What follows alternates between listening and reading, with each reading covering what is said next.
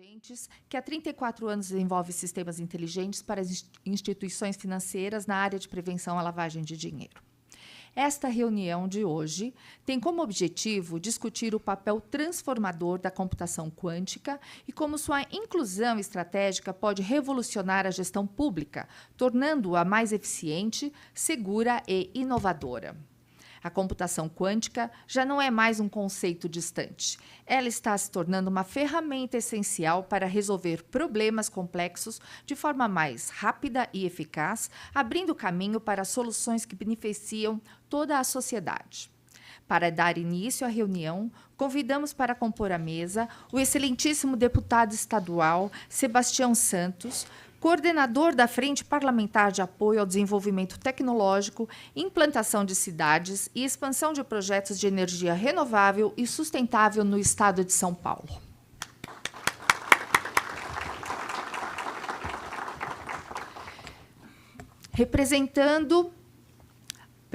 Diretor de Infraestrutura e Tecnologia da Prodan, empresa de tecnologia da informação e comunicação do município de São Paulo, senhor Matheus Dias.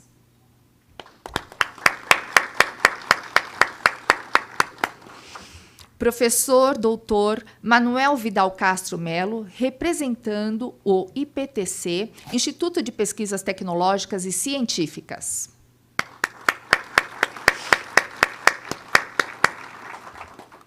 Superintendente de Operações Avançados em Tecnologia da Prodesp, empresa de tecnologia do Estado de São Paulo, senhor Wagner Schunk de Godoy.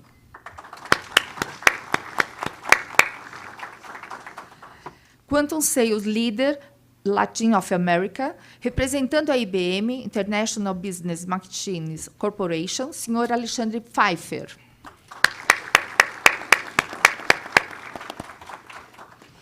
Técnico em aplicações de sistema de softwares que empregam a tecnologia de criptografia mixada com IA, senhor Marco Zanini, representante da ABS, Associação Brasileira de Software.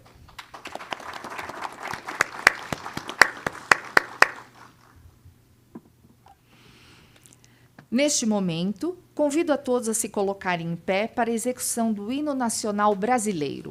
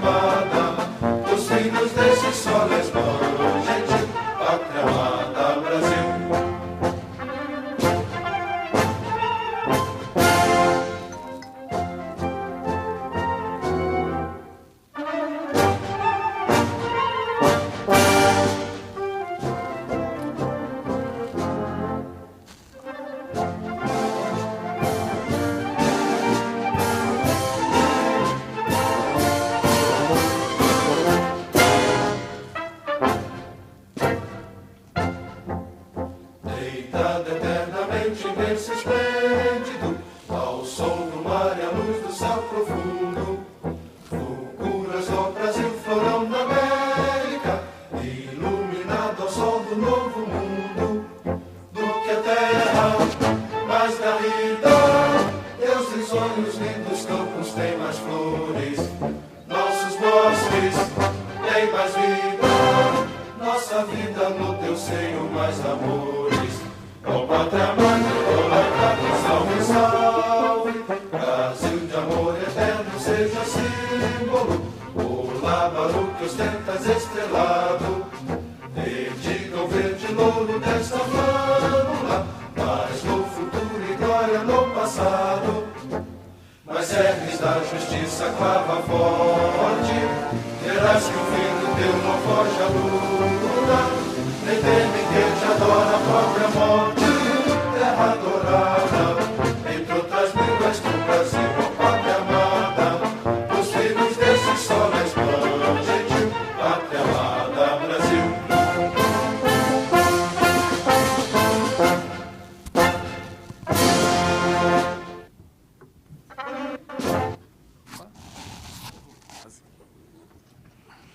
Queremos agradecer à Assembleia Legislativa do Estado de São Paulo, aos colaboradores e ao deputado estadual Sebastião Santos e sua equipe por viabilizar este local para a realização do evento.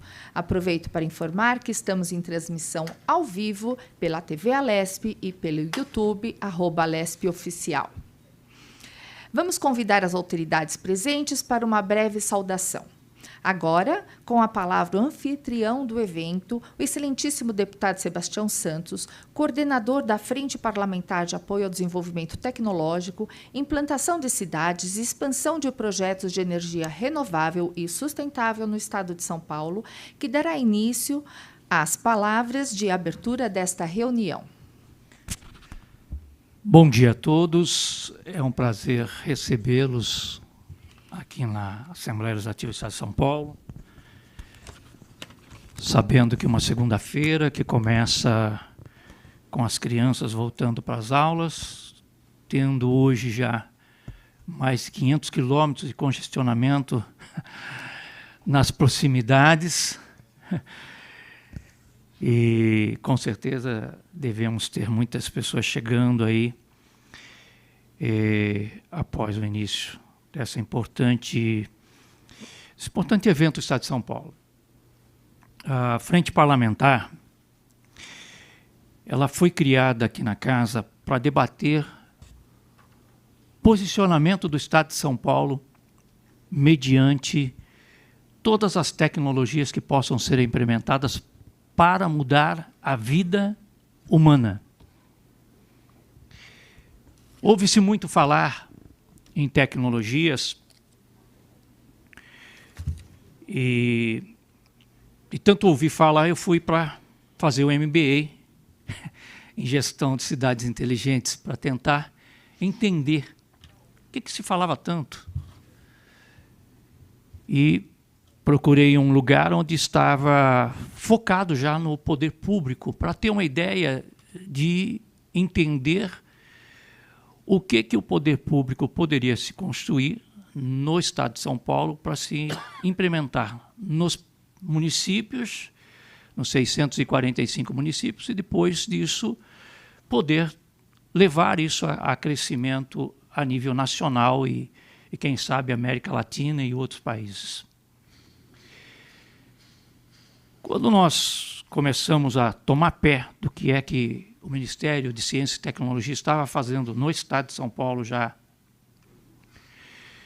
o que estava tentando discutir, o que as empresas estavam parceiras desse projeto, nós nos deparamos com uma discussão a nível internacional que hoje está acontecendo nos Estados Unidos, numa grande feira onde o Brasil está com uma universidade, o Campus Facense, está hoje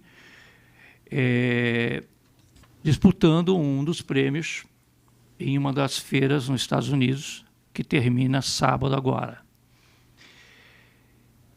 E aí a gente começa a ouvir as empresas querendo fazer parte do contexto para poder dizer, estamos aqui, precisamos de apoio do governo do Estado, precisamos de legislação, precisamos de realmente de ter um apoio não só no conhecimento, muitas vezes, que leva-se através das universidades. Quero agradecer a todos aqui que estão ligados às universidades do Estado de São Paulo. Quero agradecer aos vereadores que podem começar também na sua cidade a implementar comissões, como aqui no município de São Paulo se criou, né, a comissão para se debater cidades inteligentes.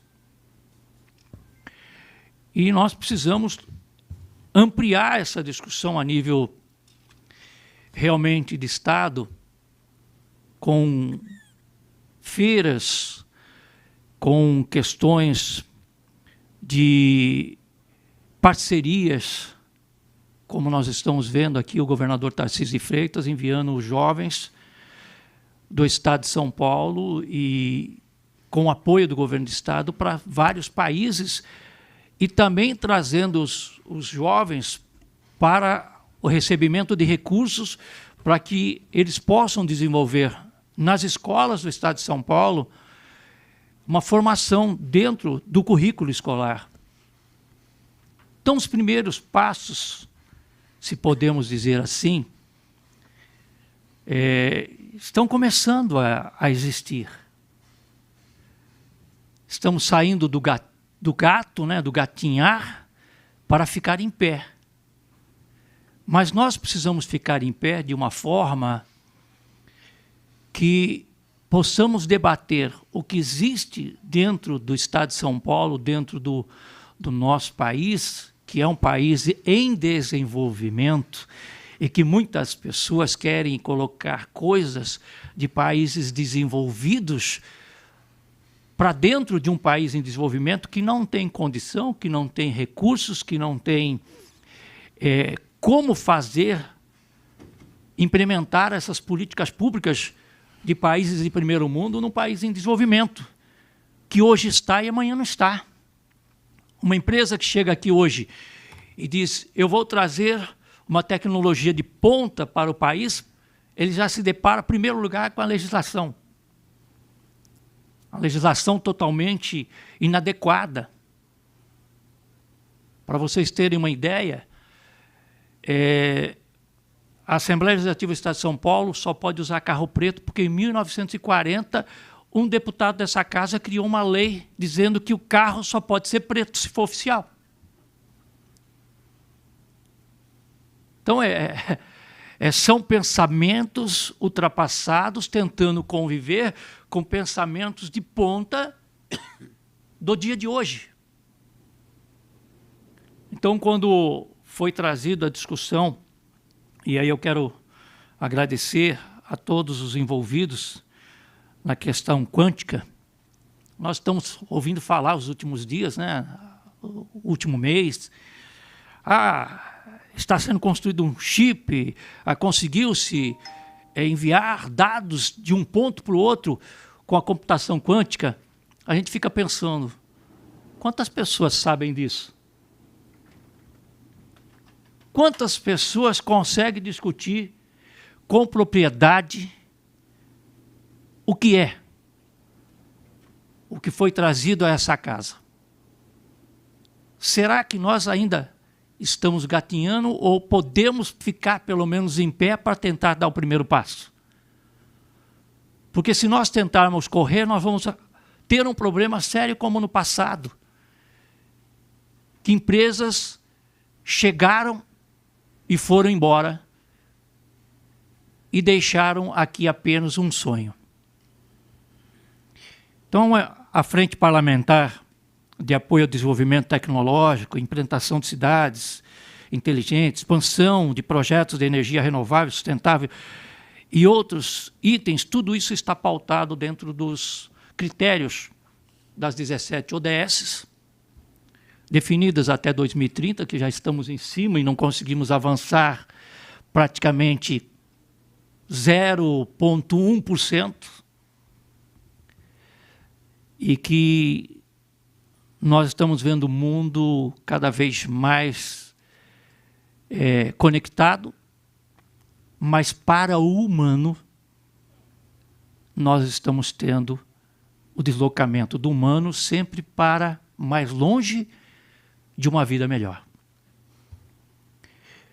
Então, eu quero deixar aí a todos os componentes da mesa, aos senhores e senhoras, todos que vão chegar e que estarão assistindo também pelas programações das redes sociais, aqui da casa e da TV Alesp também. Eu quero deixar essa indagação. O que é computação quântica? Onde podemos chegar? O que fazer? Como implementar? Quais as leis que podem sair dessa casa para poder competirmos com o mundo? Então, quero deixar à disposição de todos, abertos os canais aí nossos, das nossas redes sociais, o nosso gabinete, abrir a esses mais de 23 deputados que fazem parte da frente parlamentar um grande debate aqui. E todas as vezes que os senhores quiserem estar nessa casa, conte com o nosso apoio. Um ótimo evento a todos e que possamos conhecer um pouquinho mais do que estamos ouvindo a nível internacional aqui no estado de São Paulo também. Muito obrigado a todos. Antes de darmos continuidade, vamos agradecer aqui a presença de Joelmir Pereira Camargo, vice-prefeito de Boituva, Valtiele Batista de Oliveira, secretário de Governo e Planejamento de São Miguel Arcanjo, Carlos Alberto Gomes Barbosa, secretário de Desenvolvimento de Adamantina. Obrigada. Teremos agora a honra de ouvir as demais autoridades para uma breve consideração sobre o tema e sua autorização, e sua atuação. Com a palavra, o senhor Matheus Dias, diretor de Infraestrutura e Tecnologia da Prodan. Obrigado. Obrigado, deputado Sebastião Santos e todos os outros deputados da Frente Parlamentar de Tecnologia da cidade de São Paulo, incluindo também a cidade de São Paulo. O tema hoje é inovador, né? A cidade de São Paulo, no estado de São Paulo, não pode ficar atrás, tem que buscar sempre inovação, porque é a característica desse estado e da cidade de São Paulo. O tema é um tema extremamente importante, porque traz grandes benefícios nas resoluções dos problemas que a humanidade enfrenta. Nós vimos o Covid, vocês viram quanto tempo levou para achar a solução? Imagina se tivesse a computação quântica. Problemas e outros que temos e teremos pela frente. E a computação quântica ela pode ajudar nisso. Achar soluções muito rápido, pela sua estrutura, pela forma que é desenvolvida. Falar tecnicamente da computação quântica é falar de muitos termos, spin, etc., átomos, etc., como faz o armazenamento, tem muitos termos técnicos, mas vamos falar dos benefícios e soluções da computação quântica que pode trazer para a cidade de São Paulo durante aqui o nosso debate. Agradeço, vamos continuar. Obrigado. Obrigada. Com a palavra agora, o senhor Manuel Vidal Castro de Mello, para uma breve consideração sobre o tema e sua atuação. Bom dia a todos. Nossa ideia no apresentar esse tema é, não fazendo uma crítica ao processo acadêmico. Eu vivi 30 anos numa universidade, então conheço um pouco o aspecto acadêmico, mas também vivi muito no serviço público. Então, quando propusemos também esse tema, foi com o sentido de tirar um pouco o tema de dentro da academia e, jocosamente falando, mas trazê-lo para a rodovia, ou seja, trazê-lo para a estrada, para o dia a dia das pessoas. Embora possa parecer um tema um pouco difícil de entender, mas a computação quântica é alguma coisa que se fala só na academia, não se fala no dia a dia da pessoa. Nós hoje constatamos aqui, estamos com 500 quilômetros de congestionamento, mas ninguém sabe o porquê e não temos que ver como um problema, temos que ver os problemas como um desafio para que a gente possa buscar uma solução. Computação quântica é um dos atrativos para que se possa buscar essas soluções. Terei minha apresentação. Na minha apresentação eu tenho alguns vídeos para colocar à disposição e os deixo no YouTube, está aí no YouTube, lá no meu canal do YouTube tem @ManuelVidal1550, podem todos baixar os vídeos sem problema. E me guardo para a palavra depois nos esclarecimentos. Então, vamos aguardar o vídeo que nós vamos passar daqui a pouco. Obrigada, professor Dr. Manuel. Chamamos agora para uma breve consideração sobre o tema e sua atuação, com a palavra o senhor Superintendente de Operações Avançadas em Tecnologia da Prodesp, Wagner Schunk de Godoy. Bom dia, obrigado a todos aí pela presença. Quero agradecer a oportunidade de convite aí pelo deputado Sebastião Santos e estender os cumprimentos a todos os membros da Assembleia, aos membros do Executivo que estão aqui presentes, e agradecer a participação aí nessa mesa com esse tema tão relevante. A Prodesp, como principal empresa de processamento de dados do Estado, ela tem essa visão realmente de que essas inovações, ainda que estejam no nível de academia, como disse o professor Vidal, elas vão impactar diretamente a vida do cidadão. E não tem como a gente ficar alheio a essa condição. Hoje, uma das principais preocupações que a Prodesp tem é exatamente com a segurança dessas informações. A Prodesp custodia uma grande quantidade de dados do cidadão paulista. Então, todos os dados de carteira de identidade, todos os dados de CNHs, prontuários de saúde, todos ficam armazenados na Prodesp. E uma das principais iniciativas que tivemos nessa nova gestão era exatamente quais ferramentas, quais soluções são as mais adequadas para garantir a privacidade desse dado e a proteção desse dado. E, inevitavelmente, a tecnologia da computação quântica foi a primeira que apareceu. Por quê? Hoje, predominantemente, tanto o que a gente chama de armazenamento do dado, né, que é a proteção do dado em repouso, como o tráfego de dados, que é a transmissão das informações do cidadão ou de serviços públicos diante da internet e de outros meios, ela naturalmente exige um conceito de criptografia para essa segurança.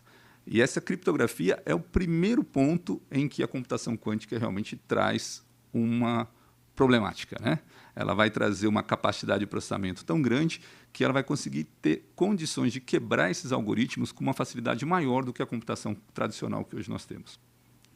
Então, para isso, os sistemas de armazenamento que a Prodesp tem hoje, a gente já está investindo em soluções que já estão disponíveis com os principais fabricantes do mundo, para proteger esse dado de uma forma que eles chamam de quantum safe. É a prova de que, mesmo com a computação quântica esteja disponível aí largamente ou até de forma restrita no mercado, a gente garanta que o acesso a esse tipo de serviço não comprometa esses dados do cidadão. E para garantir que assim como o professor Vidal mencionou, que essa tecnologia esteja acessível aos meios, tanto acadêmicos quanto aos meios de produção mesmo do Estado, a Prodesp mantém o que nós chamamos de acordos e parcerias estratégicas com os principais fabricantes, dentre eles IBM, Microsoft, Google, Amazon, onde, assim que essas empresas estiverem disponibilizando essas soluções ao mercado, num conceito ainda como serviço, né, que a gente chama de SaaS, como Software as a Service ou Hardware as a Service, no caso, nós vamos permitir que os órgãos de pesquisa, principalmente, possam, através da Prodesp, dispor dessas funcionalidades e explorar isso de forma em prol do cidadão paulista. Tá?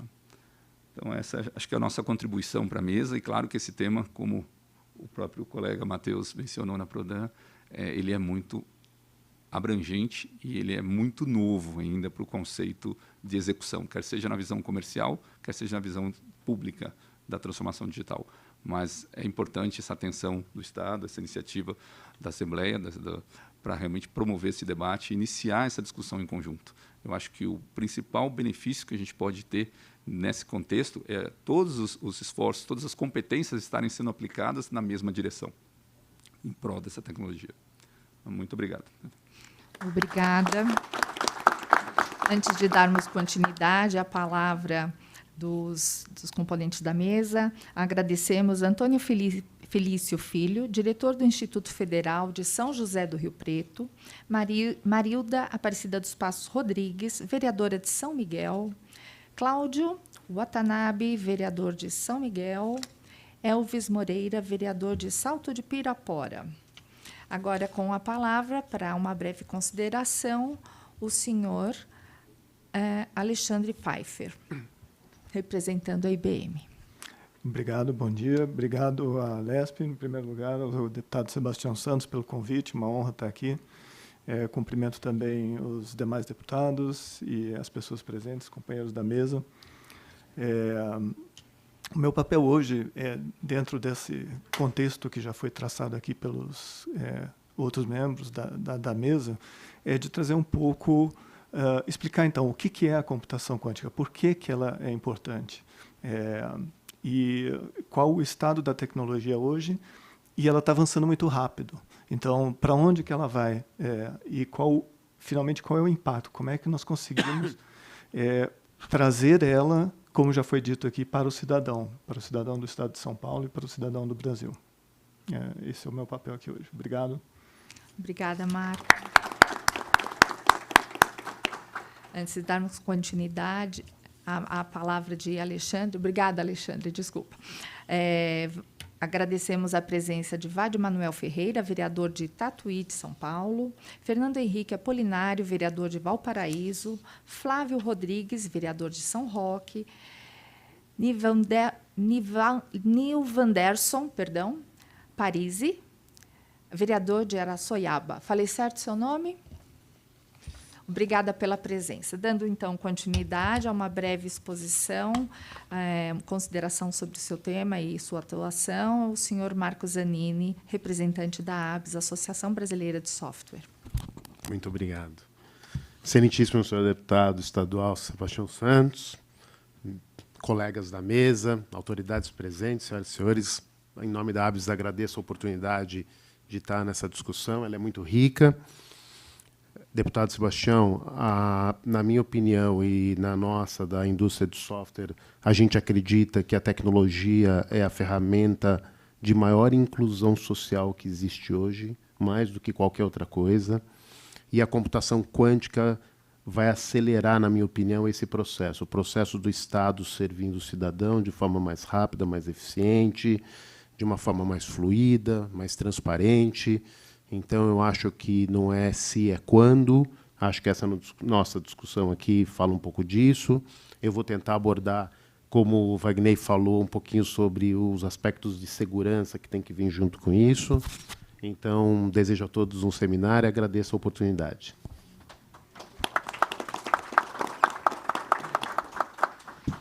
Obrigada a todos. Agradecemos mais uma vez a presença dos prefeitos, vereadores, parlamentares, pesquisadores, cientistas, representantes do setor privado e demais da sociedade civil. Muito bem. A computação quântica é um assunto de grande importância para a transformação de toda a nação e ter conhecimento dessa tecnologia é fundamental para uma visão mais ampla e evolutiva. Por esse motivo, chamo agora o senhor Alexandre Pfeiffer, líder de vendas da Quantum para a América Latina, representante da IBM, para falar sobre o tema computação quântica, visão geral e oportunidades.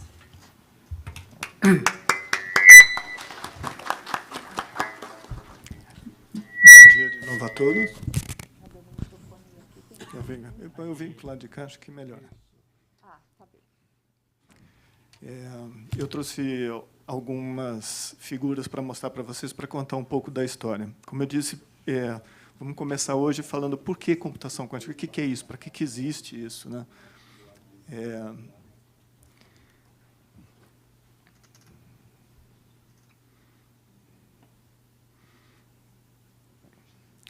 A IBM tem trabalhado no desenvolvimento de várias tecnologias. Na história da IBM se confunde com a história da computação, e com a computação quântica não é diferente.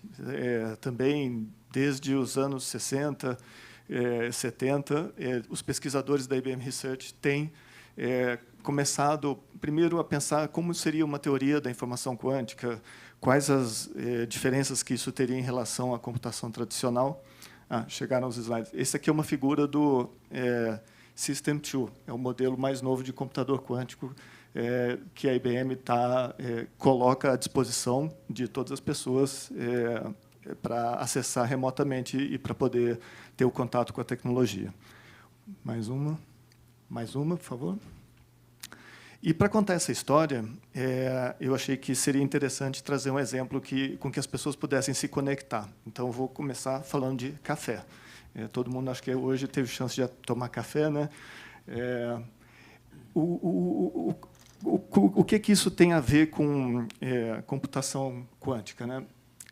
Os computadores clássicos estão numa espiral de avanço fenomenal, uma coisa quase que inacreditável como tem avançado a computação. E vai continuar avançando. A IBM também faz parte desse processo. A IBM desenvolve chips cada vez mais avançados, tradicionais. Mas, se esses computadores são tão poderosos assim, não deveria ser possível simular assim, perfeitamente moléculas e reações químicas? Então, por exemplo, no café, isso permitiria acelerar a descoberta de novos compostos, novos processos para a saúde, materiais, ligas, e criação de energia sustentável. Então, aqui tem uma fotografia da molécula de uma xícara de café e a molécula química da cafeína, que é o principal componente do café. Próximo, por favor. Então, fazendo uma conta rápida, para representar essa configuração energética dos elétrons e dos átomos nessa molécula, aquela molécula que apareceu no slide anterior, são necessários 10 elevado a 48 bits. Um bit, como vocês sabem, é a unidade de informação do computador normal. É aquela coisa que é 0, 1. Né? Todos os computadores, desde os anos 40 até hoje, fundamentalmente funcionam com isso. Pois isso aí, esse número é entre 1% e 10% da quantidade de átomos do planeta Terra. É um número 1 seguido de 48 zeros. É esse número que aparece aqui. Ou seja, é um número absurdamente grande e que é impossível, basicamente impossível, guardar no computador clássico. E essa é a razão por que os computadores clássicos não conseguem lidar com esse tipo de problema. O próximo, por favor. Então, apesar de ser impossível essa representação, mesmo nos mais poderosos supercomputadores de hoje, com um computador quântico, se você tiver 160 qubits lógicos, você consegue fazer essa representação. Então, esse é o poder da computação quântica, essa capacidade de representação de dados de uma forma exponencialmente maior que a computação clássica. O próximo, por favor. Esse aqui vai ser o último slide mais técnico assim, que eu vou apresentar. Então, aqui eu estou contrastando a unidade de informação da computação clássica, que é o bit, com o qubit, que é a unidade de informação da computação quântica. Aí está o coração da diferença entre as duas. O qubit, o bit vocês já sabem, talvez é a unidade que pode assumir o valor 0 ou 1, ligado ou desligado, preto ou branco. E compondo com bits, então, você consegue fazer tudo que a gente consegue fazer hoje em tecnologia. Já no computador quântico, essa unidade se chama qubit. E esse qubit pensa numa bola de futebol, numa esfera que tem uma superfície, e esse qubit pode assumir qualquer valor de uma coordenada nessa superfície dessa esfera. Imagina uma latitude e longitude para uma bola. Então, são muito mais valores. Há uma infinidade, na verdade, de valores que ele pode assumir diferente. E aí está o poder dele. Além disso, bom, a natureza é feita de mecânica quântica. É um assunto complexo. E, em mecânica quântica, tem alguns fenômenos quânticos que também dão, então, o poder ao qubit. Ele tem 3 superpoderes, né, que são exclusivos, que não existem na computação clássica. Então, eles se chamam superposição, que é a capacidade de estar em mais de um estado até ele ser medido. O emaranhamento, em que você junta qubits e nenhum deles, quando eles estão emaranhados, você não consegue descrevê-los independentemente um do outro. E a interferência, que afeta a probabilidade dos resultados. Eu sei que esses temas, assim, falando assim, é difícil capturar, e realmente é difícil isso. Para entender, no fundo, como é que funciona, precisa de uma certa formação matemática, e física, mas a ideia é mostrar que o poder está, então, por conta desses 3 fenômenos da mecânica quântica. Tá? Daí vem a diferença do poder computacional da computação quântica. O próximo, por favor. Então, como pensar sobre computação quântica? Ela não vem para substituir a computação clássica. A computação clássica continua sendo mais eficiente para fazer todas as coisas do dia a dia que a gente precisa, para os celulares e para mais um montão de outras coisas. Ela segue sendo desenvolvida. No entanto, aqui a gente vê nesse círculo branco que está no meio aqui da esquerda, são os problemas, vamos imaginar, aí estão os problemas que a gente consegue resolver com os computadores de hoje. Tem um círculo azul em volta, que são os problemas que a gente não consegue resolver adequadamente hoje. O problema da molécula do café, por exemplo. E muitos outros desse mesmo tipo. São coisas que, por mais que cresça, por mais que avance a computação, a gente sabe que são impossíveis de resolver por causa da escala, porque esse é um negócio que cresce, a gente diz, exponencialmente. Com computação quântica, tem uma terceira categoria que está em cor de rosa na tela, que são problemas que a gente pode endereçar, que a gente planeja tratar com computação quântica. Alguns deles nós já sabemos como. Estamos esperando chegarem às máquinas. Um desses problemas foi o que foi aludido aqui na fala dos colegas de segurança. Esse é um problema, é um algoritmo que já existe em computação quântica, que serve para fatorar um número grande nos componentes primos dele. Isso está na base da criptografia, e só que o computador quântico que vai fazer isso, ele ainda está um pouco distante. Então, dá tempo de tomar essas medidas de segurança. E quais são, então, qual é essa classe de problemas cor-de-rosa que a computação quântica se presta? São 3 grandes categorias. A primeira é a simulação da natureza, são problemas de física, de química, de ciência dos materiais. É o exemplo da molécula do café. Então, a gente consegue, ou vai conseguir, quando as máquinas chegarem lá, estão chegando, vou falar um pouco mais disso, resolver esses problemas melhor do que a gente consegue resolver hoje com os maiores supercomputadores. Dados com estrutura complexa, então, problemas de aprendizagem de máquina, a gente fala muito em inteligência artificial, também existe uma combinação de computação quântica com isso. Classificação em grupos e a fatoração, que já falamos. E busca e otimização, então, são problemas, falou-se aqui já do trânsito, esse é um problema de otimização, que é uma das áreas também que se espera obter vantagens com a computação quântica em relação à computação clássica. Próximo, por favor. Eu falei até agora um pouco, então, do que é a computação quântica e de por que ela é importante. O próximo passo é dizer, então, o que está acontecendo agora? As pessoas, o que estão fazendo a respeito disso? Então, o que a gente tem visto é um investimento, um crescimento do investimento em computação quântica se acelerando de uma forma sem precedentes. Então, tem um crescimento anual do gasto dos consumidores de 48% ao longo de vários anos, 55 bilhões de dólares de investimento global, 62% dos usuários iniciais gastando mais de $1 milhão atualmente, isso é um crescimento de 11% desde 2022, o aumento da atividade de casos de uso empresarial de mais de 50% desde 2022, e ali no gráfico à esquerda é um estudo de uma empresa de consultoria falando da quantidade de casos de provas de conceito que estão sendo conduzidas por empresas de diferentes indústrias em computação quântica por conta da aplicação dessa tecnologia ou daqueles princípios que eu mencionei antes à indústria deles. Então, mapeando problemas que hoje são, de alguma forma, tratados ou que se tenta resolver com computação clássica, fazendo, como é que faria se agora fosse em computação quântica? Então, você vê ali energia, logística e operações, finanças, saúde. Então, essas são coisas que, obviamente, têm impacto na economia, na vida dos cidadãos. É disso que a gente está falando aqui. Esse investimento está acontecendo agora no mundo, porque, da forma que eu expliquei, essa tecnologia vai trazer esse impacto. Próximo, por favor.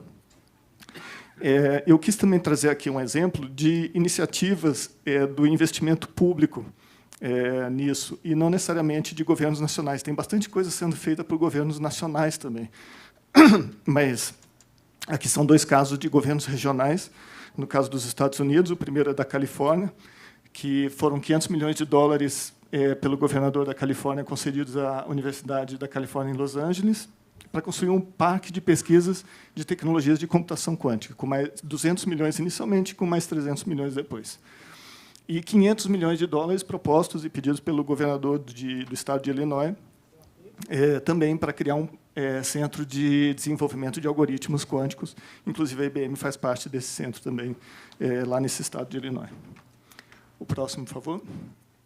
Agora, então, o que vai acontecer com a tecnologia daqui para frente, né? Então, aqui eu estou tentando mostrar de 2025, nos próximos 4 anos, até 2028, quais são os eventos que a gente espera, que a gente, pelo menos do ponto de vista da IBM, está enxergando. Em 2025 ainda, nós vamos colocar um computador quântico ao lado de um computador de alto desempenho. HPC significa computação de alto desempenho. São aqueles computadores que fazem essas modelagens matemáticas das moléculas. Isso está acontecendo num centro de pesquisa nacional do Japão, RIKEN. Lá eles têm um dos computadores do Top 500, né, aquela lista dos maiores computadores do mundo, Fugaku. E, ao lado do Fugaku, então, está sendo instalado um sistema de computação quântica da IBM. Isso vai acontecer esse ano, porque nessa associação entre os maiores computadores clássicos e os computadores quânticos é da onde a gente espera que primeiro surja aquilo que a gente chama da vantagem quântica. Esse é o segundo passo, em 2026, aqui. A vantagem quântica significa o quê? Que, com um computador quântico, você está resolvendo um problema prático, um problema que hoje já existe, que as pessoas tentam resolver, de uma forma que você simplesmente não consegue resolver com o mais poderoso computador clássico possível.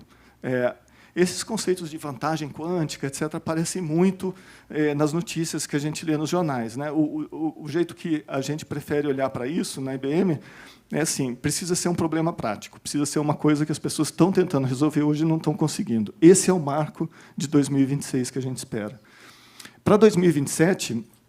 mais além dessa questão de ter vantagem quântica, vai ter uma outra grande mudança de paradigma na computação quântica, que é a introdução daqueles qubits lógicos. Lembra que eu falei que o café com 160 qubits lógicos vai poder ser modelado? Pois bem, os qubits que tem hoje, a gente não chama eles de lógicos porque eles têm muito ruído, né? Eles são muito frágeis ainda, a tecnologia está incipiente. E, embora tenha muitos qubits, a questão da correção de erros é relevante, pois em 2027, então, nós vamos demonstrar todos os componentes necessários para implementar um computador com correção de erros, ou seja, com qubits praticamente lógicos, e em 2028 apresentar então um protótipo de computador quântico corrigido. Isso vai permitir então uma mudança, um salto quântico da capacidade do computador quântico de resolver problemas, tá? 2028. Em 2029, o protótipo, em 2029 entra em produção. Próximo, por favor. Agora, tá bom. Então a tecnologia está avançando rápido, está chegando, assim, já tem marcos esse ano, ano que vem, no outro ano. Como é que a gente faz para trazer o impacto disso para a sociedade? Ninguém faz, uma andorinha não faz verão sozinha. Então, é fundamental aqui o estabelecimento de parcerias com instituições que tentam levar adiante. Então, centros de computação quântica regionais, nacionais, temáticos, que servem como multiplicadores dessa tecnologia. O multiplicador faz o quê? Pesquisa e desenvolvimento que sejam relevantes para aquele local, para aquela região. Capacitação, treinamento, formação de mão de obra dos novos pesquisadores, das pessoas que vão trabalhar naquela indústria. Uso da ferramenta. E, finalmente, desenvolvimento do ecossistema. Isso significa criar uma economia de alto valor agregado em torno da computação quântica, trazendo os benefícios para a região. Então, esses 4 pilares e esse formato de parcerias nós temos montado ao redor do mundo, com vários exemplos aqui.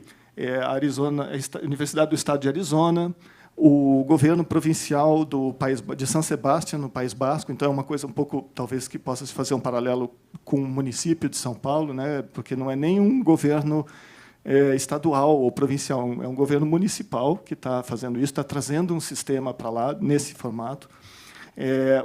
Laboratórios nacionais, a Cleveland Clinic, a fundação da Cleveland Clinic, é uma instituição privada de saúde, tem um centro temático voltado junto com a IBM para criação de novas moléculas, estudos em medicina, Isso aí é um centro que engloba não só a computação quântica, como também inteligência artificial e outras técnicas para criar essas novas moléculas e fazer esses estudos.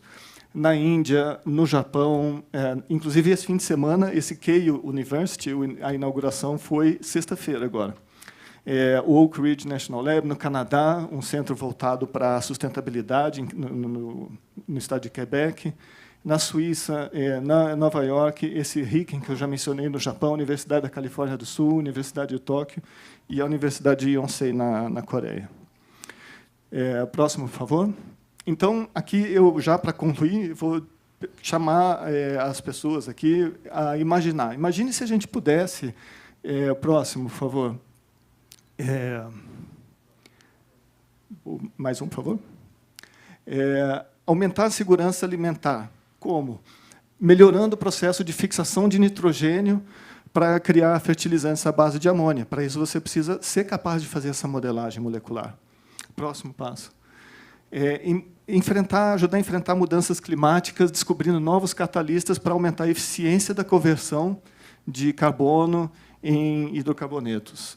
Próximo, por favor. Desenvolver melhores modelos financeiros para melhorar a estabilidade e a previsibilidade e o crescimento da economia mundial. Mais um, por favor.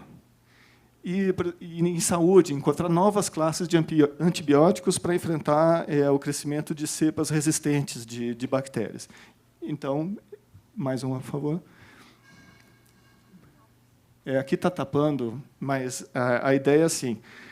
Essa mensagem final que eu queria deixar essas coisas a gente constrói juntos, né? Então, o potencial é grande, esses são exemplos assim poucos pensados do potencial de impacto dessa tecnologia, mas isso é uma coisa que tem que ser feita junto e a nossa aspiração aqui é contribuir um pouco para esse debate e que seja feita um centro ou que comece uma iniciativa dessas aqui no Brasil.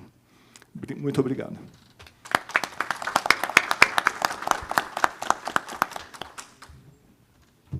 Agradecemos imensamente o senhor Alexandre Pfeiffer por sua palestra tão enriquecedora. Antes de darmos seguimento, convidamos o senhor Humberto Pisa, secretário adjunto da Secretaria Municipal de Inovação e Tecnologia de São Paulo, para compor a mesa. Obrigada.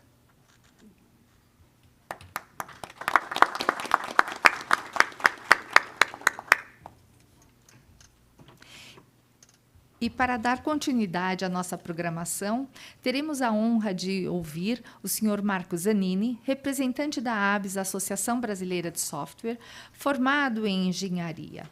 Atua há 32 anos na área de tecnologia, especificamente no segmento de cibersegurança, onde consta em seu currículo projetos como proteção do imposto de renda pela internet, proteção das transferências do Pix e, ultimamente, ter participado do projeto piloto do Drex, a nova moeda digital brasileira. Atualmente é CEO da Dynamo Networks, maior empresa brasileira de proteção baseada em criptografia, o qual falará agora sobre o tema como empresas de software podem apoiar a adoção de cibersegurança pós-quântica no setor público. Obrigada.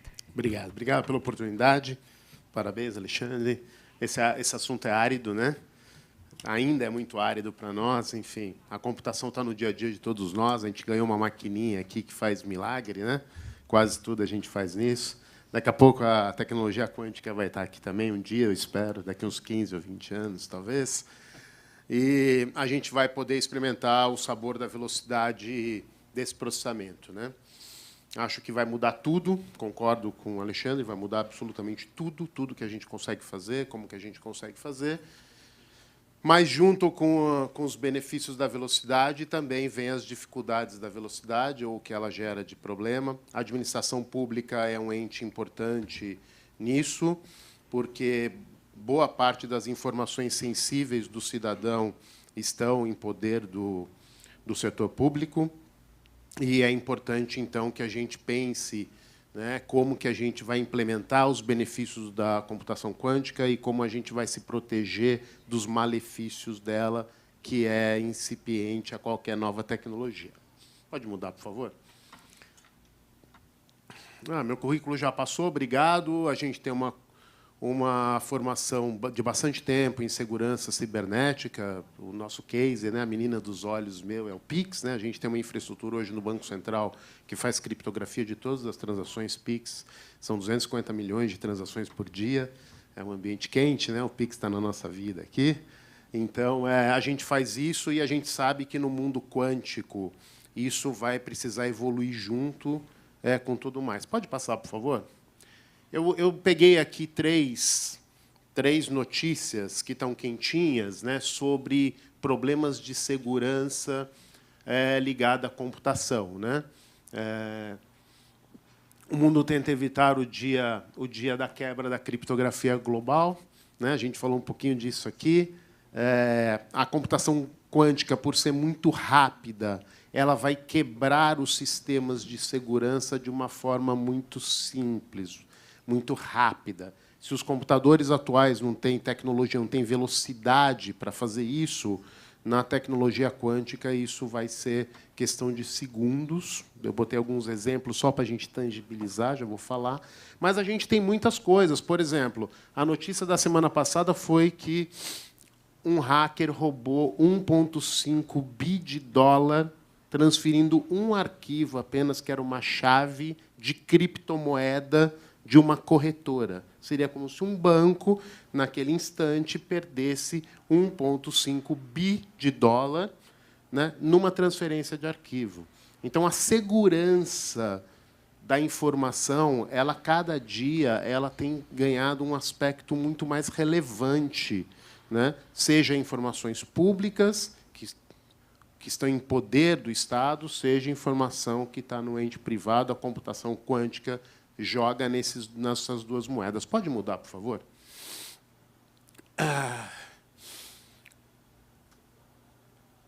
Falando um pouquinho mais dos problemas que a gente encara, né, de ataques, a gente ouve todo dia, é comum estar no jornal todo dia. Pode passar mais um slide? Eu não queria perder meu tempo com isso, eu queria começar a entrar aqui. Né?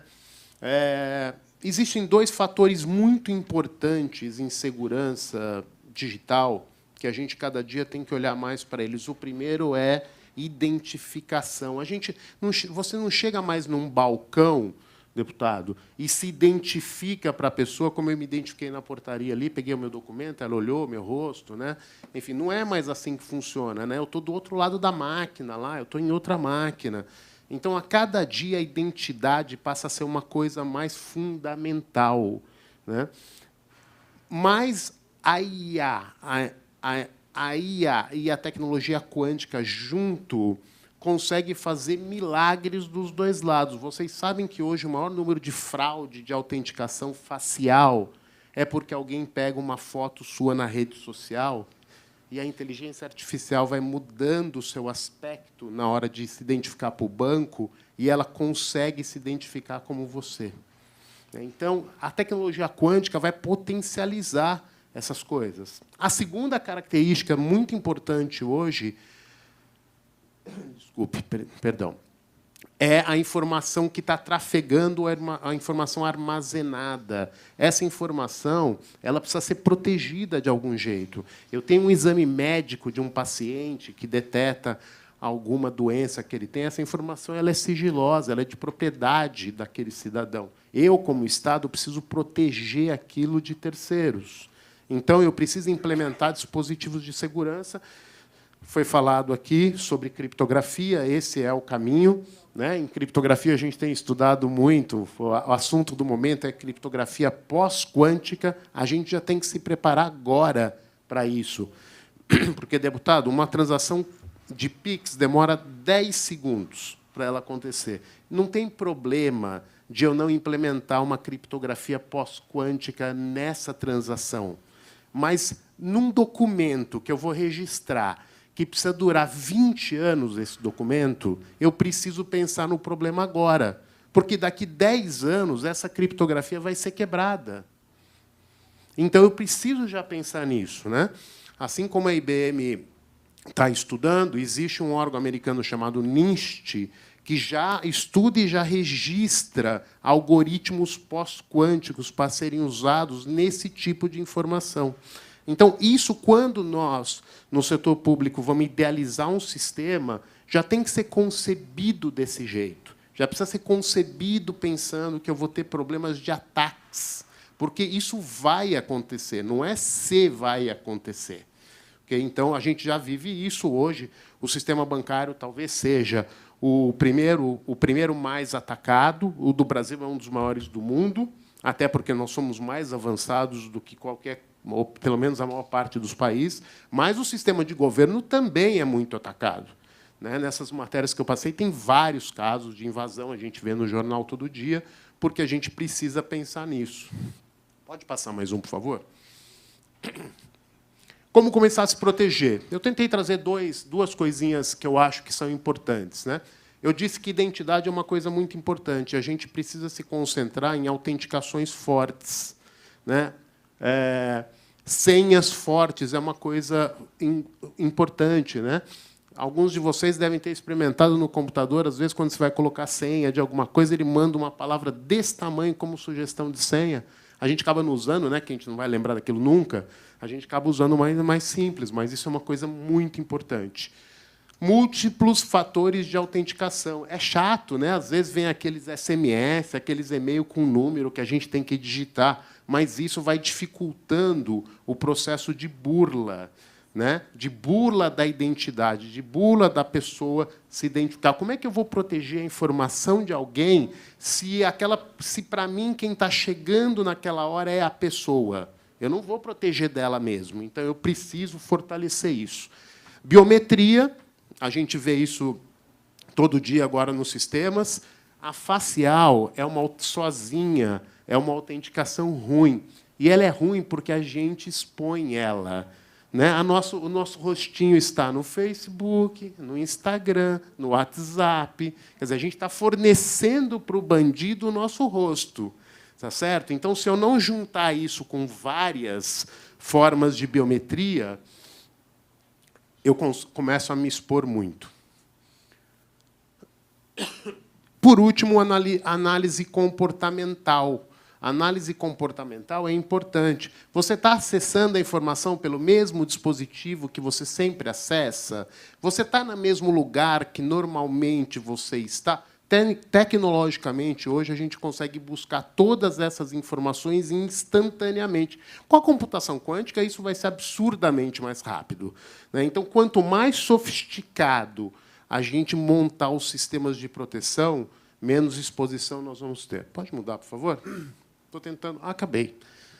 Então, claro que essa conversa é gostosa e daria para a gente ter horas falando disso aqui, mas a gente tem que pensar que a computação quântica vai fazer uma revolução. Eu acredito pessoalmente nisso. Acho que o mundo vai ser como mudar da idade da pedra para a computação. Acho que nós vamos dar um salto. Problemas que a gente não consegue resolver hoje, a gente vai ter a opção de resolver, mas, com isso, também a gente tem que se preocupar com a proteção, com a segurança.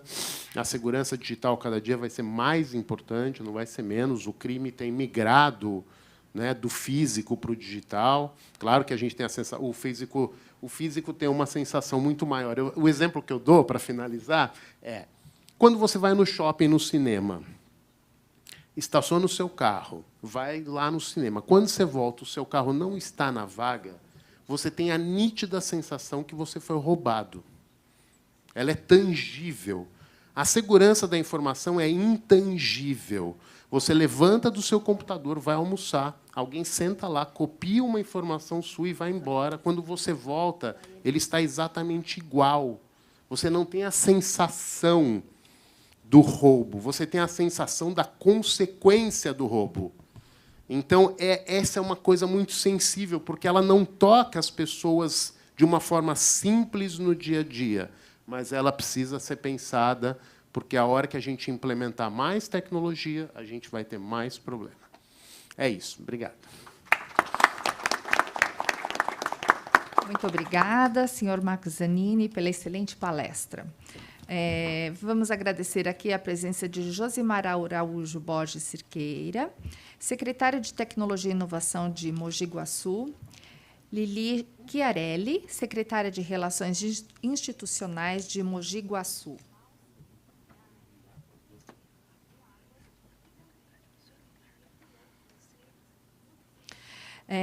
Antes de continuarmos aqui com a nossa palestra, vamos dar a palavra ao senhor Humberto de Alencar Pisa da Silva, secretário adjunto da Secretaria Municipal de Inovação e Tecnologia de São Paulo, para fazer uma breve consideração sobre o tema. Olá, bom dia a todos. Deputado Sebastião Santos, obrigado pelo convite.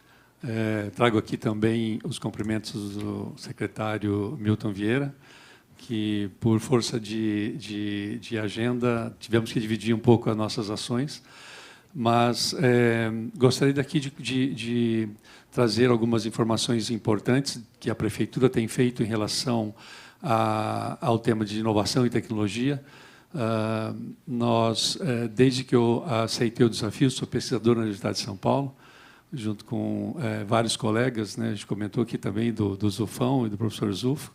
Temos um projeto aprovado da FINEP que cria, pela primeira vez, um centro de inovação de cidades inteligentes no município de São Paulo, tendo o município como um grande protagonista, porque o município é o que se posiciona na capilaridade do sistema. É onde os problemas acontecem, é onde os desafios para a tecnologia, para que sejam utilizados da melhor maneira para melhorar a qualidade de vida das pessoas.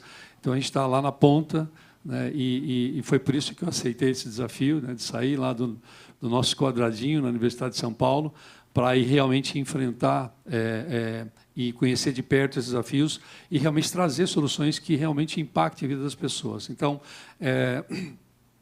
recém-chegado lá na Secretaria, questão de 2 anos, a chamada do nosso prefeito Ricardo Nunes, não sabendo ainda como funcionavam as regras, de onde estão os recursos, etc., fui fazer o que a gente sabia fazer, que busquei um projeto, um edital da FINEP, e, para grande surpresa de todos lá, e por um trabalho de equipe desafiador, fomos aprovados como um dos melhores projetos para a criação desse Centro de Inovação de Cidade Inteligente aqui na Praça Vitor Tivita, onde a gente tem ali que a gente chama um hub de inovação em tecnologias verdes, né, chama Green Sampa. É uma praça que era um prédio antigo da Editora Abril, tem ali até uma chaminé antiga e tal. É bastante icônico para dizer que a tecnologia ela tem que vir para transformar, né, e como decorrência disso, já o Estado olhou para essa iniciativa, um outro colega da USP, professor Varran, hoje à frente da Secretaria de Inovação e Tecnologia, que naquele momento estava sendo criada, nos chamou para compor um outro desafio enorme, que é a criação do Distrito de Inovação. Hoje já estamos caminhando para a formalização e a criação do Distrito de Inovação, que, geograficamente, está situado ali onde se produz maior quantidade de conhecimento por metro quadrado, onde está a cidade universitária, e aí os atores fundadores, IPT, Butantan, a própria Universidade de São Paulo, o IPEM, trazemos junto o FAPESP e a Secretaria de Universidade e a Secretaria de Inovação do Estado de São Paulo. E, por conta desse posicionamento nosso como prefeitura, da criação desse centro de inovação, acabou pegando do lado de cá também, do lado de cá do Rio, onde está a Praça Vitor Tivita, mostrando o conceito de espaço de inovação aberta. Então, a gente passa a ter um conceito diferente, né, quebrando os muros tradicionais dos centros de inovação para trazer os grandes âncoras, né, e começar a fazer inovação com uma celeridade que demanda, né, e para se aproximar aos ritmos que as tecnologias têm. Então, isso está sendo feito e passa a dar uma outra dimensão à ação município, Estado, empresas de inovação, atrair as startups, reter talentos, né, que é um grande desafio que a gente tem nesse mundo globalizado. E aí a gente passa a não necessitar mais da fronteira física. Então, ainda que as pessoas estejam fora ou que estejam aqui e vão operar fora, isso passa a ser possível. Então, esse é um outro grande benefício, né? E os temas de ponta de tecnologia, e computação quântica é um deles, também está sendo levado como âncoras e como temas estratégicos desse Distrito de Inovação. Então, já fica aqui o convite para a gente levar esse esforço que eu gostaria de enaltecer novamente pela casa, de tratar esses temas, porque não é possível mais você dissociar a ação dos atores diferentes se eles não estiverem de forma cooperada. E a questão de se preocupar com os impactos que isso tem em todos os setores é importantíssimo. A gente viu os casos citados pelos colegas aqui. Quando a tecnologia chega, se você não está a par e passo, e por isso os parabéns, você vai ficar refém, não só da tecnologia, mas refém dos fatores negativos que essa tecnologia vai trazer. Imagina o quanto a gente tem ainda para avançar em digitalização dos processos e você ficar refém de tecnologias que vão te impor um risco enorme aos processos públicos, às ações para a população. Então, não é mais só estar atrasados em ser protagonistas com as tecnologias, é estar refém, né, de riscos enormes, ainda mais em situações geopolíticas como se tem hoje, passa a ser um outro desafio enorme, como já foi o petróleo, ainda está, como já são outras fontes que acabam migrando as tendências geopolíticas do mundo. Então, a questão da computação quântica, do IA, é algo que nós temos que trazer para estar presente geopoliticamente e mitigar esses riscos que a gente vai enfrentar inevitavelmente. Logicamente, a questão das oportunidades de trabalho, oportunidades de geração de empregos, oportunidade de negócios, e aí eu faço um outro parênteses, o Brasil é o país mais adequado, quando a gente fala, vamos fazer um paralelo, o Brasil é o país das riquezas naturais, etc. O Brasil é o país dos grandes desafios para a tecnologia. Então, a gente não precisa estar com receio de que a gente não tenha um atrativo. Por quê? A volumetria, os problemas complexos, não existe país, talvez uma Índia, uma China, complexos de volumetria tanto quanto o do Brasil. A grande diferença é que a gente tem uma capacidade de adaptação, às vezes, maior do que esses outros grandes players, onde a complexidade dos fatores socioeconômicos, ambientais, antropológicos, se impõe. Então, a tecnologia que vem dar celeridade a esses processos, às questões complexas, o nosso país ele se posiciona de novo como o grande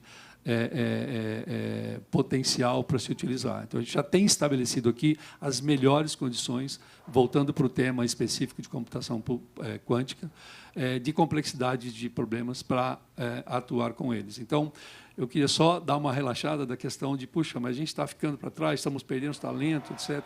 Nesse mundo globalizado, às vezes o posicionamento, aonde as pessoas estão para trabalhar com isso, talvez não importe tanto. O que a gente tem que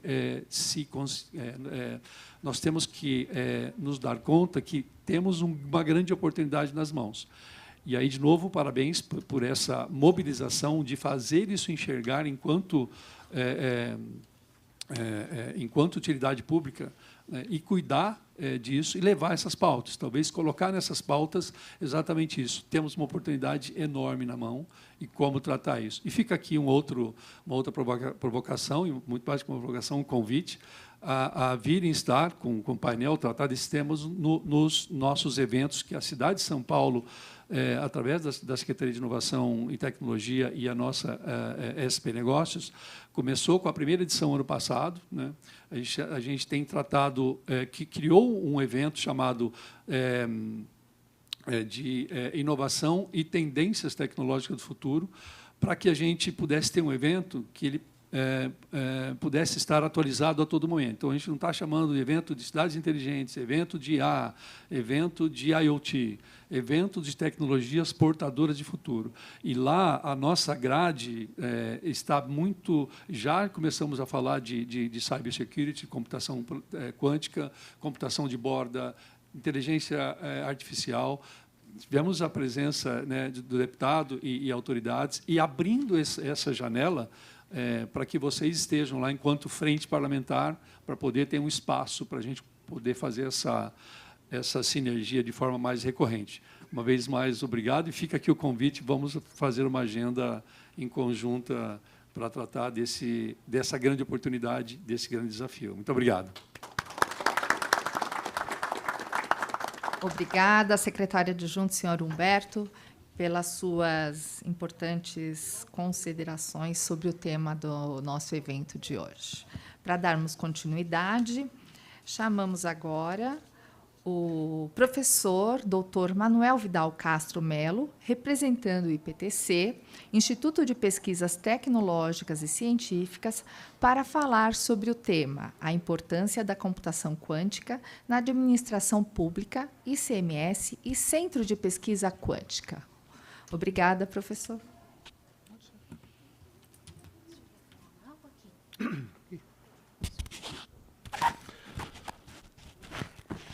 Novamente, boa tarde, bom dia a todos, né? Obrigado por terem vindo. Nós preparamos alguns vídeos que vou apresentar, são vídeos curtos, para que a gente pudesse discutir o tema, mostrar a importância da formação de recursos humanos e a disseminar o conhecimento, a aplicação dessa tecnologia, o que pode ser feito para as cidades, e é o que eu disse no início, tirar um pouco o tema da academia e levar para a rodovia, ou seja, levar para a estrada, levar para o usuário final, aquele que precisa efetivamente do serviço público. Então, eu pediria para passar os vídeos, por obséquio. Olá, pessoal! Hoje vamos falar sobre um tema que pode revolucionar a administração pública moderna, a computação quântica. Você já ouviu falar sobre computação quântica? Talvez você pense que é um conceito distante ou apenas para cientistas malucos, mas a verdade é que essa tecnologia está cada vez mais próxima de se tornar uma realidade prática. Então, o que é a computação quântica? Em termos simples, é um tipo de computação que usa as leis da mecânica quântica para resolver problemas complexos muito mais rápido do que os computadores tradicionais. Estamos falando de cálculos que levariam milhares de anos para serem feitos por computadores comuns, sendo resolvidos em minutos ou até segundos por computadores quânticos. Mas como isso afeta a administração pública? A resposta é, em várias maneiras. Vamos explorar algumas delas. Primeiro, temos a segurança de dados. Governos lidam com uma enorme quantidade de informações sensíveis. Com a computação quântica, seria possível criar sistemas de criptografia praticamente inquebráveis, protegendo melhor esses dados contra ataques cibernéticos. Segundo, a eficiência no processamento de grandes volumes de dados. Imagine como seria se pudéssemos analisar rapidamente todos os dados de saúde pública para detectar surtos de doenças antes.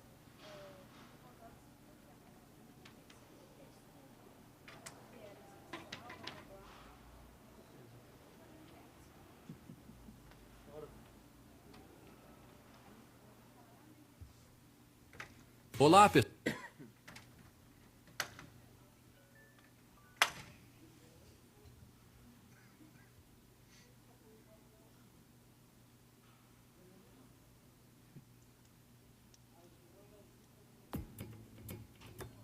Olá, pessoal! Hoje vamos falar sobre uma revolução que está transformando a administração pública na Europa, a computação quântica. Essa tecnologia emergente está trazendo mudanças significativas, e eu estou aqui para mostrar como isso está acontecendo. Primeiro, vamos falar sobre a otimização de processos complexos.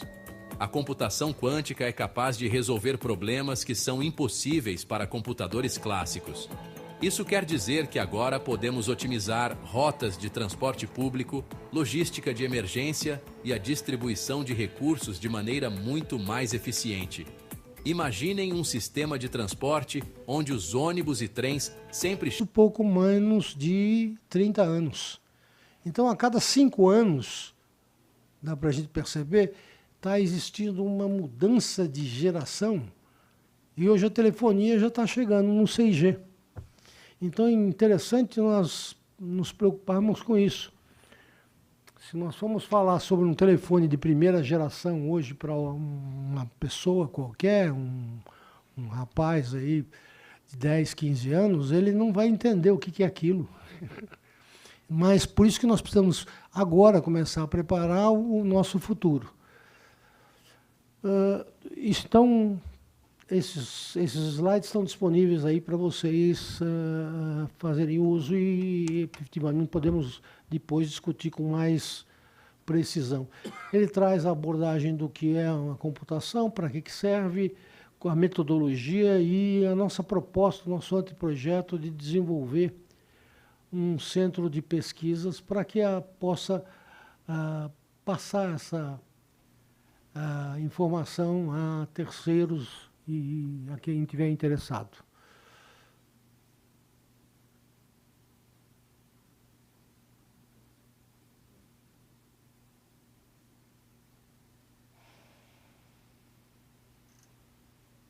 As aplicações, serviço público.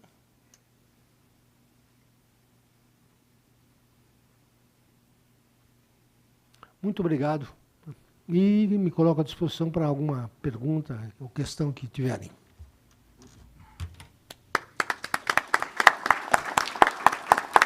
Obrigada, professor Dr. Manuel Vidal, pela excelente e importante iniciativa e apresentação sobre computação quântica, demonstrando o potencial transformador dessa tecnologia.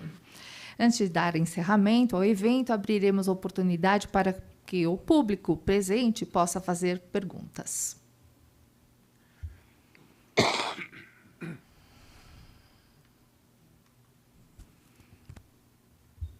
Se alguém tiver pergunta, levanta a mão que a gente leva o microfone, por favor.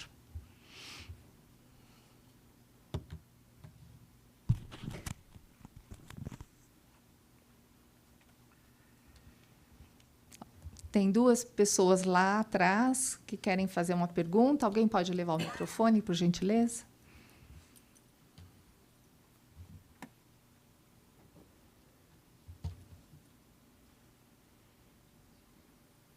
Bom dia, tudo bem? Falar um pouco mais alto, agora sim, está pegando legal.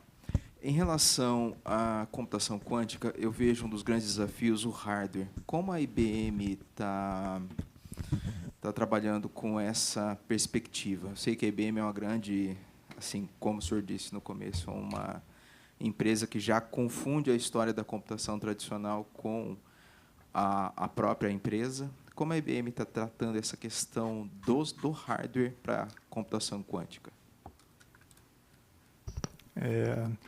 A IBM é um dos desenvolvedores de hardware para computador quântico. Tem toda a pilha, porque para a computação quântica ter esse impacto que a gente está falando, não é só o hardware, você tem que... É o hardware, depois é o software de operação desse hardware, depois é o software que cria uma camada de abstração para as pessoas que não são especialistas poderem também se beneficiar da tecnologia. E, além do hardware e de todo o software, é também a comunidade que está ganhando experiência com a tecnologia, encontrando as aplicações, encontrando as melhores maneiras de usá-la. Então, hardware é uma dessas várias camadas em que tem bastante investimento. A IBM selecionou uma determinada tecnologia para implementar os qubits. Existem várias tecnologias. Depois de muito considerar todas elas, a IBM selecionou uma que a gente acredita que é a que primeiro vai trazer um impacto relevante e é a que escala. São qubits supercondutores. E, a partir disso, cria, então, processadores. Cada ano os processadores vão melhorando. Tecnologias para controle dos qubits, qualidade dos qubits e, em última análise, correção de erros, que eu falei também aqui, que é implementada em hardware. Então, aqueles 4 anos que eu mostrei na apresentação, 25, 26, 27, 28, ali tem alguns, aquilo é um pedacinho de um roadmap que a IBM publica, está disponível no site da IBM, com como a gente enxerga o desenvolvimento do hardware também, né, rumo à correção de erros até 2033. Então, é uma das áreas de investimento fundamentais para a IBM. Obrigado. Mais alguma pergunta? A linha aqui, ó, desse lado.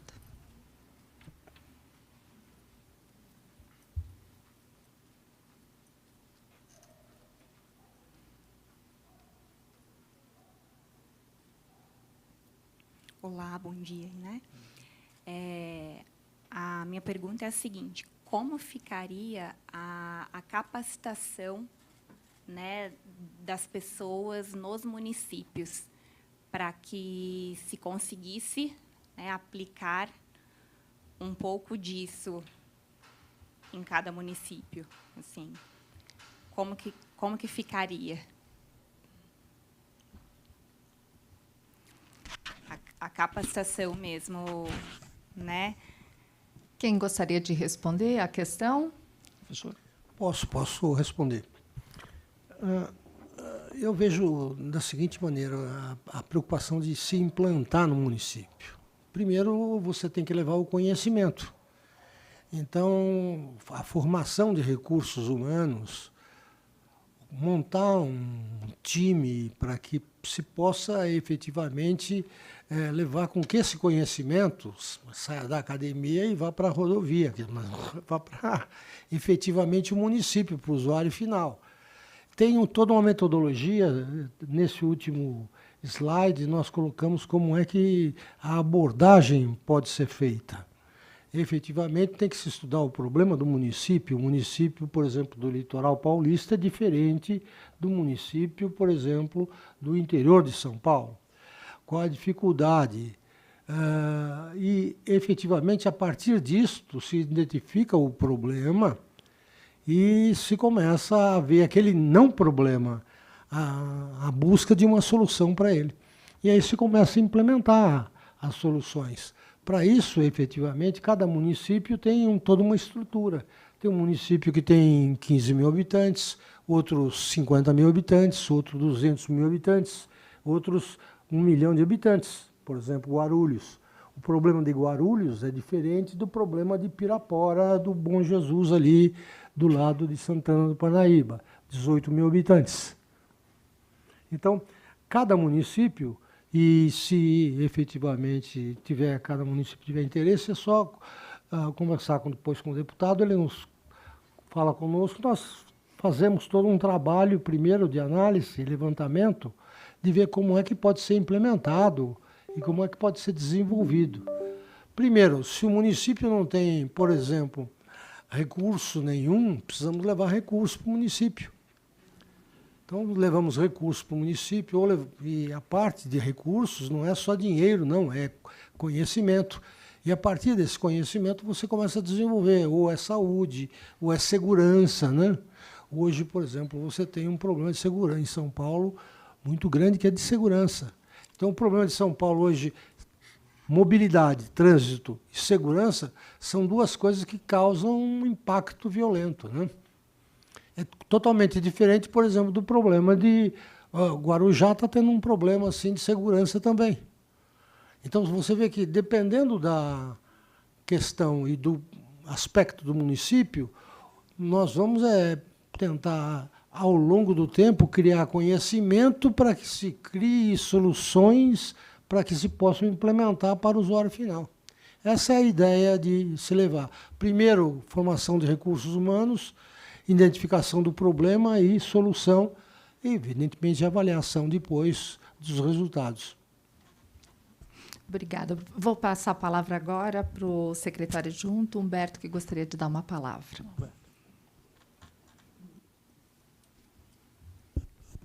Aproveitar que nós temos aqui a IBM na mesa, quero fazer ver se ele dá um spoiler aí para a gente.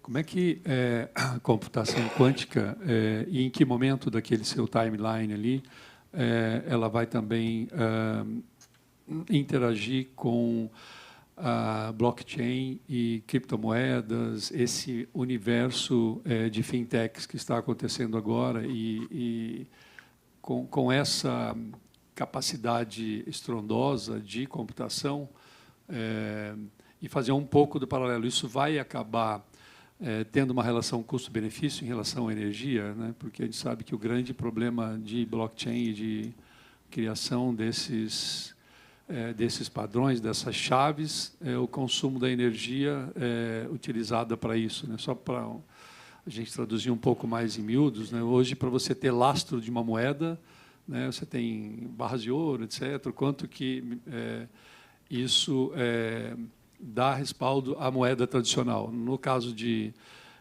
de criptomoedas é o processo de algoritmos, né, e gerar uma chave única para que aquela moeda seja considerada. Não vou nem falar da cibersegurança, né? A gente teve o caso do colega da ABS que comentou aqui do perigo que é a própria, né, o próprio problema jogar contra si na tecnologia. Você tem uma alta capacidade de processamento, mas também, né, se o hacker vier com essa alta capacidade, você tem isso sendo invadido. Mas, voltando para a questão de tecnologia, né, o quanto isso vai ter uma relação com os benefícios para isso, e aí também fazendo um paralelo, ou seja, eu resolvo problemas complexos, e aí é interessante, em linguagem simples, se eu puder dizer, tem um custo enorme, né, na computação quântica, que é a quantidade de energia que é necessário para esses grandes computadores operarem, e aí isso passa a ser viável para problemas complexos, né? Então, qual é o break-even aí da computação quântica para ela se tornar realmente com custo-benefício para situações no limiar da computação tradicional? Então, 2 perguntas em uma. Obrigado. Obrigado pela pergunta. Na verdade, tirando o aspecto do algoritmo de Shor, que é o algoritmo que faz a quebra assim, o faturamento do grande número nos componentes primos, que é o aspecto da segurança que já foi explorado aqui, não tem muita, assim, não tem uma necessidade necessariamente alguma aplicação imediata da computação quântica relacionada à blockchain. E também blockchain, quando a gente fala desse problema, ele é muito particular do Bitcoin, que é uma das moedas que tem esse problema da validação. As outras não necessariamente têm esse gasto enorme de energia. E aí, voltando agora para a questão do custo-benefício da energia da computação quântica, é muito difícil falar, porque os equipamentos hoje são todos de protótipo, mas eu diria assim, a curva da computação tradicional para resolver esses problemas complexos é que é insustentável. Então, isso a gente sabe. A inteligência artificial, pelo menos os algoritmos atuais, tem uma curva de uso de energia muito íngreme, né? Já tem aparecido dentro da própria comunidade de inteligência artificial maneiras de diminuir esse custo em termos de quantidade de processamento que é necessário para chegar a um determinado resultado. Isso é uma linha de pesquisa.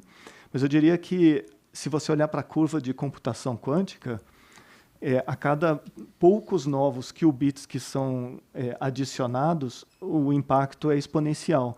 Então, a tendência é que, para esses problemas para os quais a computação quântica se presta, você ter um uso menor de energia, por causa dessa natureza.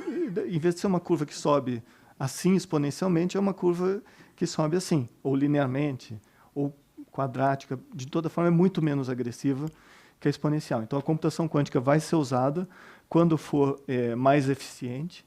E mais eficiente é uma palavra que engloba custo e engloba, possivelmente, um custo energético também, assim, de impacto no uso de energia. Obrigada. Antes de darmos seguimento ao discurso de encerramento, queremos primeiro agradecer as perguntas enviadas à mesa e anunciar a presença da vereadora de Porangaba, senhora Claudete Oliveira Silva, senhor Gerson Josemar Miranda, também vereador de Porangaba, senhora Ângela Coração Gregório, vereadora de Porangaba. E agora, convidamos novamente o deputado Sebastião Santos para fazer o discurso de encerramento e agradecer a presença de todos. Bom, eu queria, antes de deixar aqui a finalização da nossa manhã aqui, de entendermos um pouquinho sobre computação quântica, queria deixar uma pergunta aqui para o nosso amigo aqui da IBM, que quais entidades de educação estariam aptas para receber o curso específico de computação quântica, e há interesse da empresa em implementar esses estudos no estado de São Paulo? Há interesse, sim, e uma infinidade de instituições de ensino que estão aptas a dar cursos, praticamente qualquer grande universidade do Estado, USP, Unicamp, universidades particulares também, e outras instituições que não necessariamente são faculdades de ensino à distância, tem muitas possibilidades, deputado. Não sei se você tem alguma coisa em mente mais particular, mas é possível sim. A IBM dispõe de materiais que já são disponíveis publicamente no site dela, e trabalhamos com diferentes instituições de ensino em outros estados também no país, e, portanto, não tem nenhum motivo para que São Paulo também não tenha. Eu digo isso porque nós precisamos começar a ligar, né, os pontos para que essa discussão ela realmente saia num nível realmente de futuro, né? Essa casa já teve muitas discussões que, infelizmente, houve aqui um posicionamento de empresas, de várias situações, e uma delas o que o Tarcísio está conseguindo agora, o governador Tarcísio está conseguindo, que é implementar o nosso VLT aqui, que vai chegar a Congonhas depois de 8 anos. E essa discussão saiu daqui quando houve o empréstimo. Nós tivemos um empréstimo de valor astronômico para implementar os aeroportos terem os seus usuários com benefício maior e com uma tecnologia melhor. E isso já 8 anos nós estamos tendo ainda as primeiras análises se vai servir o trem que foi trazido aí pela BYD e que eles estão operando. Então, eles trazem o equipamento deles, eles estão operando, e nós não temos pessoas capacitadas no estado de São Paulo que buscou recurso e que o povo paulista estará pagando esses valores para bancos internacionais e sem um resultado eficiente, realmente. Então, se construiu toda uma estrutura, colocou-se orçamentos aí de um montante muito relevante para construir a base de um equipamento que não se tinha ideia que ia dar certo. Então, essas perguntas a gente faz porque quinta-feira nós vamos assinar uma liberação de recursos vindo de multas de meio ambiente, FID, Fundo de Interesses Difusos. Captou-se o recurso, levou-se aos municípios um programa e um chamamento, e depois de 4 anos é que nós vamos fazer a assinatura desses projetos que foram levantados aí a um chamamento. Nós estamos falando de praticamente 3 mandatos de um prefeito para poder receber R$1 milhão disponível num fundo do governo do estado de São Paulo, que ainda hoje está andando aí a passos de tartaruga. Vai ser assinado um pensamento de pessoas que estavam no outro mandato, no outro governo. Passou-se 2 governos.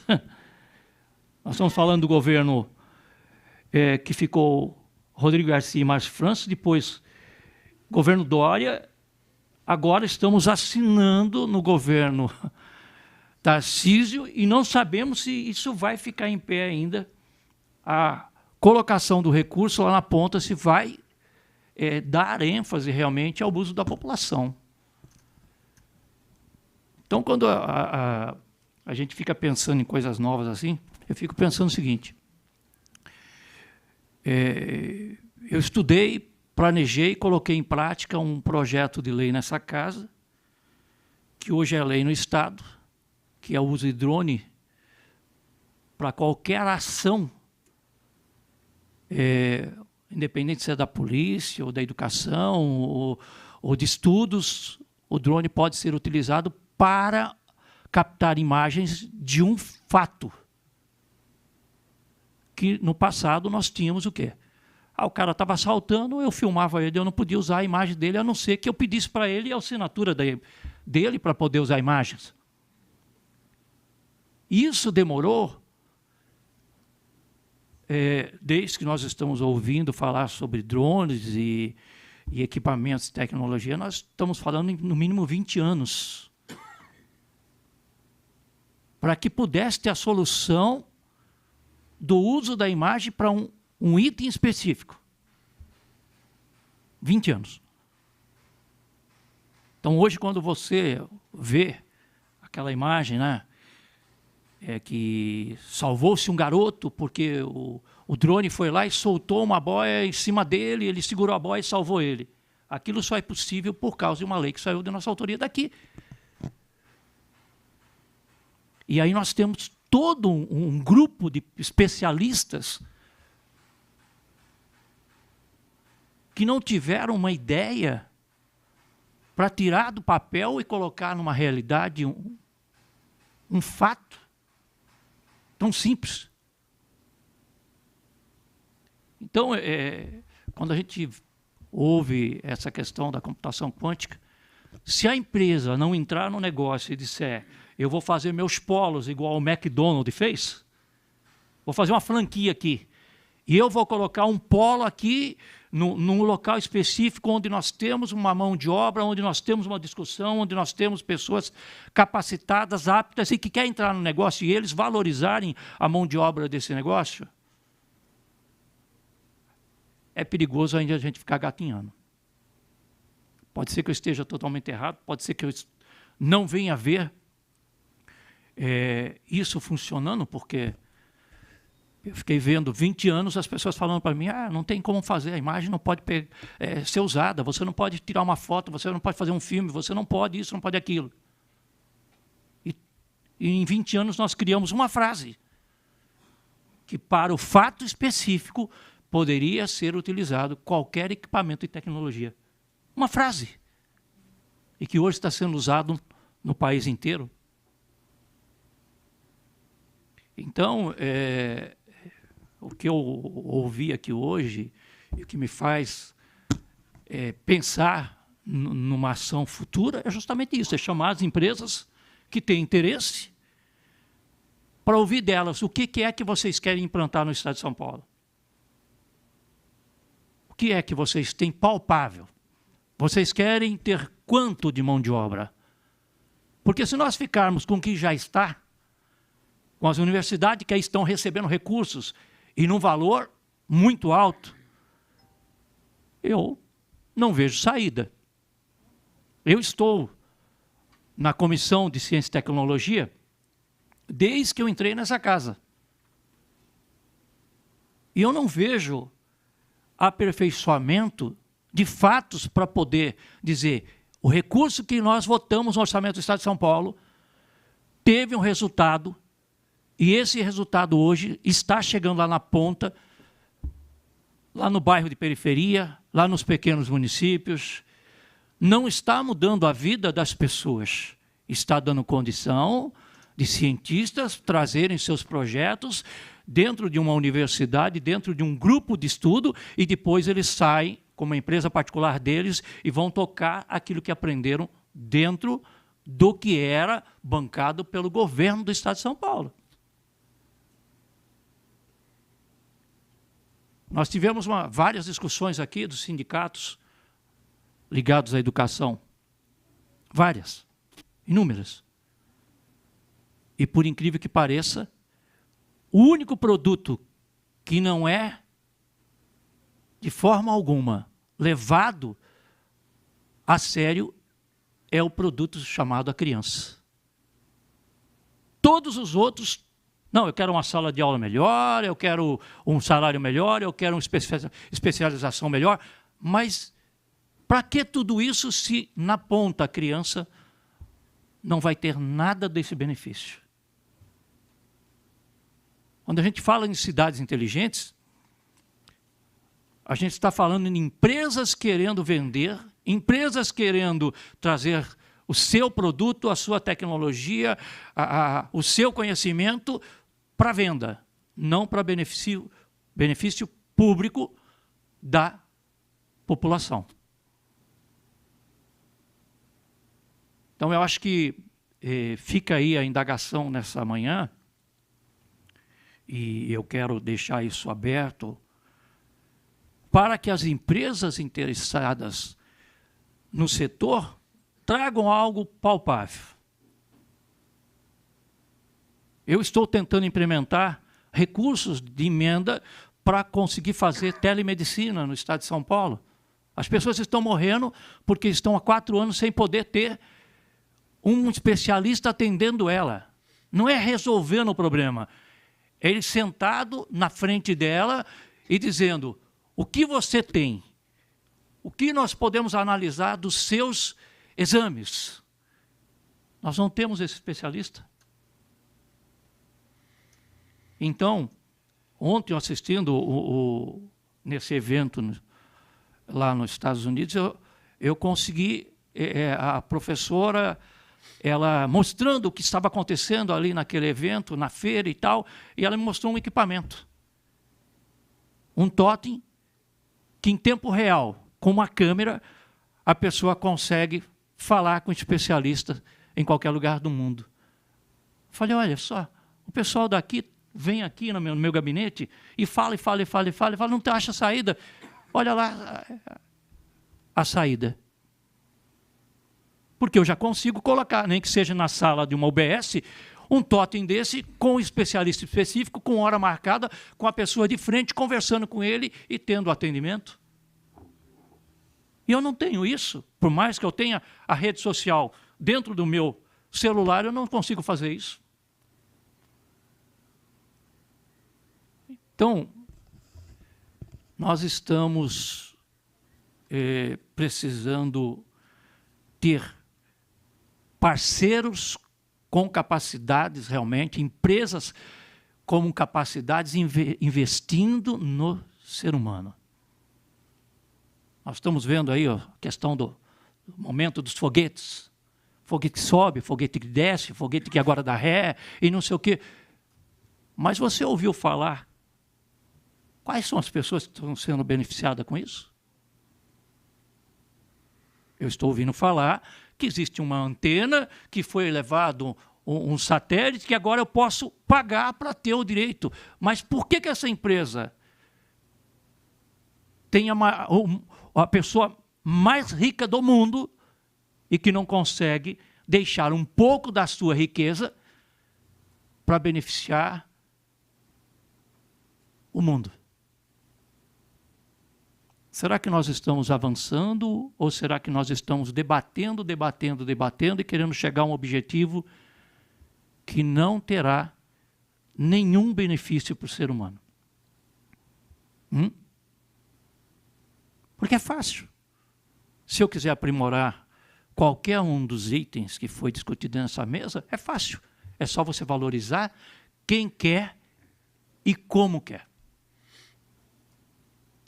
Não adianta eu exigir de um deputado que ele faça tudo para a pessoa que muitas vezes não vai trazer resultado nenhum. Essa é a maior dificuldade que nós temos nessa casa. Nós ouvimos muito, principalmente pedidos. Se vocês chegarem na minha rede social, vocês vão ver lá que nós protocolamos todo ano 2.000 pedidos que chegam no nosso gabinete para atendimento da população. Quantos deles vão ser atendidos pelo orçamento do governo? Se fosse no governo Dória, nenhum. Porque o governo Dória pegou o estado de São Paulo com 2% de todo o orçamento para atender 645 municípios. E o governo Tarcísio está pagando dívida de um governo passado há 3 anos e ainda não conseguiu terminar o pagamento das dívidas. E nós estamos falando do maior estado da federação. Então, inovar é necessário, pensar no futuro muito mais, mas trazer uma discussão a nível, primeiro, aqui, depois regional, e depois fechar isso a nível estadual, eu acho que é os primeiros passos que nós podemos dar para que a gente possa ouvir mais sobre computação quântica e ter a empresa, que eu quero agradecer muito a você, que está se debatendo aí com o Estado de São Paulo para tentar ser ouvido, para que a gente possa realmente ver o futuro chegar e não precisarmos comprar de tão longe, né, um equipamento para se implantar aqui. Porque se aqui nós temos a discussão e podemos produzir e daqui sair para fora. Então eu quero agradecer a todos e deixar a todos a porta da Assembleia Legislativa do Estado de São Paulo. Hoje, infelizmente, o trânsito, eu acredito, porque eu já fiquei 2 horas em 2 quarteirões dentro de São Paulo, eu sei o que é isso. É você não ter condição de sair de 2 quarteirões em torno de 2 horas. E eu já fiquei parado 7 horas por causa de um acidente numa rodovia. E para ver que nós estamos muito distante do perfeito, do necessário para sermos melhores. Deixar aqui meu agradecimento a todos e dizer a todos da IBM, meu gabinete está à disposição para debater em qualquer lugar do Estado de São Paulo, para nós criarmos debates, hackathons, criar em municípios que vocês acham necessário, uma discussão ampla com pessoas, com personalidades. Conte conosco, e todos do Estado de São Paulo e todos os municípios. E eu quero deixar a todos um abraço e desejo a todos uma excelente manhã e que todos possamos continuar trabalhando juntos. E, não tendo nada mais a discutir, dou por encerrado essa sessão e essa reunião da Frente Parlamentar. Muito obrigado. Gostaria de agradecer, em nome dos organizadores, a presença de todos neste evento tão significativo. Agradecemos especialmente aos palestrantes, professor Vidal, Marcos Zanini e Alexandre Pfeiffer, autoridades presentes, aos representantes da IBM e demais público. É uma honra participar deste importante evento. Desejo uma excelente manhã a todos e que possamos continuar trabalhando juntos. Esta reunião, como o deputado já falou, se dá por encerrada. Agora nós vamos fazer um convite para todos.